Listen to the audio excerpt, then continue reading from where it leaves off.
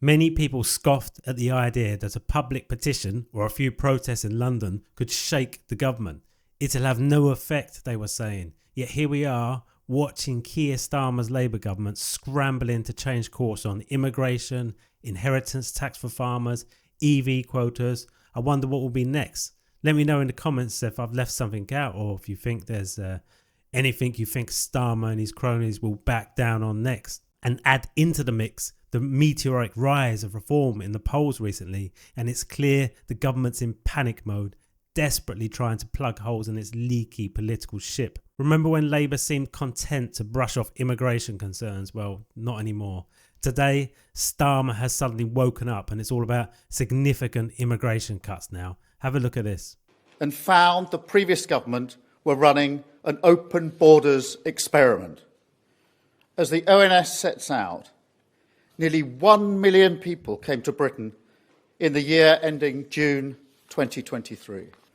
Brexit was used for that purpose, to turn Britain into a one-nation experiment in open borders. We will publish a white paper imminently which sets out a plan to reduce immigration. We've been casual about malpractice in our labour market, which sends a clear signal overseas that we're a soft touch. Any employers who refuse to play ball, they'll be banned from hiring overseas labour. He's even parading around new border security deals like the one with Yvette Cooper that she just signed with Iraq. This agreement promises quicker deportations, better intelligence sharing, and a crackdown on people smugglers. Yeah, right. I mean, most likely just another foreign money pit that will achieve absolutely nothing as usual. And I'm pleased to announce today a new security agreement between Iraq and the UK. We need to send back illegal immigrants. It's as simple as that, really. If you're spending millions and millions to apparently try to stop them trying to get here, why not just find a way to deport the ones that should not be here?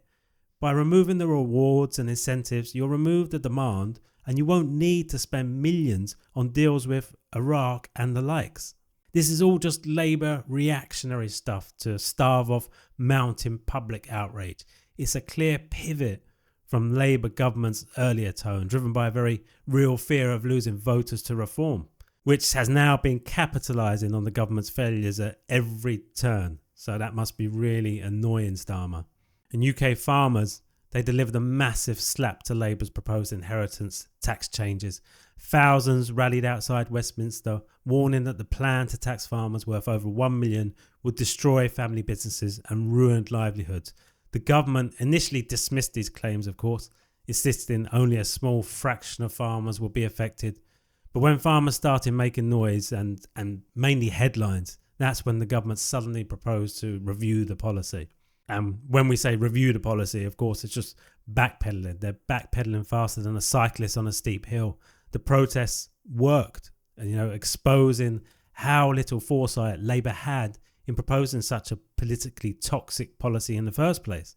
Another piece of the puzzle is the rapid ascent of reform.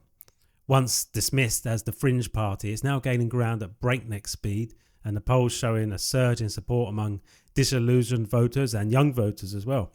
Starmer's team isn't just worried about anger on the streets, they're sweating over the very real possibility of losing swathes of their base to reform now, especially on issues like immigration and taxation. And of course, let's not forget the petition for a snap general election, which has collected over 2 million signatures, getting on for 3 million now, it seems. Many thought it was just a symbolic gesture, but its sheer popularity has become a political lightning rod. It's amplified public dissatisfaction. And lefties on X, they've gone crazy. They're trying their best to discredit the signatures, saying that they're foreign and haven't come from the UK. All of this points to one thing. Labour is floundering. They're reacting. They're not leading. Well, they haven't ever been leading, but they're pandering to the public opinion while claiming it's all part of some master plan, of course. But the cracks are there. The cracks are showing.